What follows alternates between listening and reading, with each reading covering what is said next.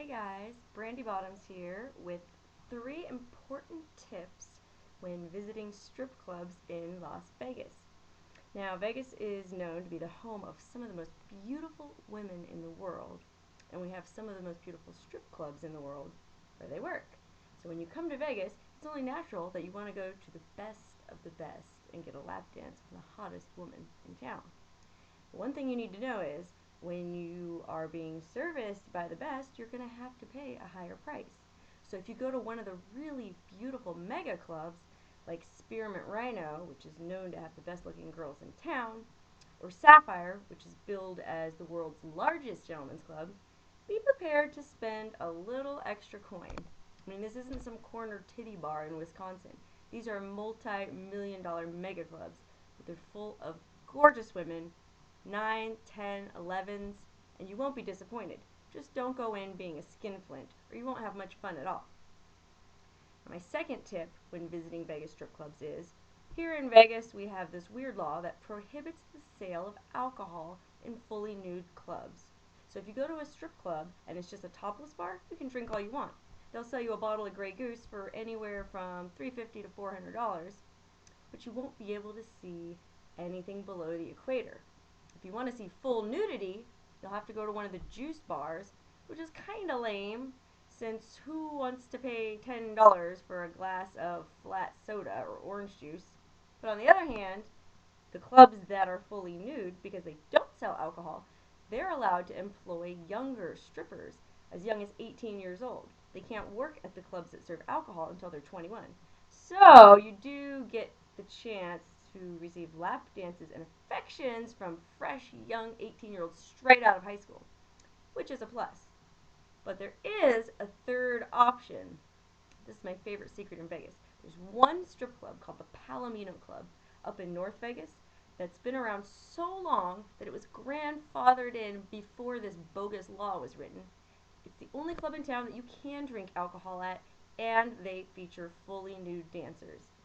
Even though it's in North Vegas, which is kind of a long drive, and it's kind of in a ghetto neighborhood, it's a really nice club. They just did over $1 million in renovations, and surprisingly, the girls are of a pretty high caliber, and they're pretty active. They don't just get up on the pole and kind of sway back and forth. Like some places, they dance, they're athletic, they're friendly, and they're beautiful. And the drinks are reasonably priced, and you can drink alcohol. So the Palomino Club is one of my Brandi Bottoms' secret top picks for Vegas strip clubs. And the third tip that I'm going to share with you is, when going to a Vegas strip club, try to avoid arriving in a taxi cab. The way it works in Vegas is the clubs pay taxi drivers a premium, or a kickback you might call it, for bringing patrons to the club. It's usually around $30 or $40.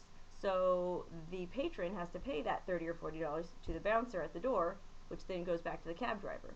Just a way that clubs get more business into their establishments. It makes sense. But a lot of times, a certain club will offer a really high bounty to cab drivers, and it's a shitty club, and you don't want to go there. But if you ask the taxi driver, hey, what's the best nightclub in town, or strip club in town, he'll tell you whichever one is paying the highest bounty, even if it's a real dive. Now, this has been known to be the case with the Diamond Cabaret. It's a fully nude club, and they charge something like $50 to get in. Now, cabbies love bringing patrons over there because they get a $50 kickback, which is higher than most other places in town. When you get in, it's really not that good of a nightclub or a strip club. It's fully nude, but the girls don't really get nude on stage.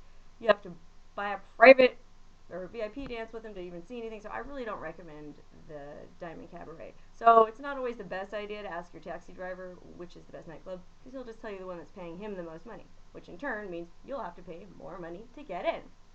What you want to do is, if it's possible, arrive in your own transportation. If you have a rental car or you have your own car in Vegas, just drive yourself, drive your friends. That way you just get in with the regular cover charge. If you're local, it's usually free. If you're out of town, 10 or 20 bucks, not bad.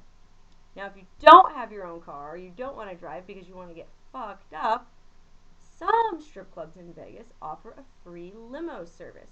Call ahead to the club first to find out if they provide this. Most of the big strip clubs in Vegas, like Spearmint Rhino and Sapphire, do provide this service. They'll send a limo to your hotel for free. You don't even have to pay. They're so eager to get you into their club, bring you to the club, and that way you save on the entrance fee. It's actually a really good little known secret. So don't be afraid to call ahead and shop around when you're going out, because you don't really want to spend a ton of money getting into the club. You want to save those dollars for lap dances and the VIP room. Right, guys? Right. Brandi Bottoms signing off from adultsearch.com.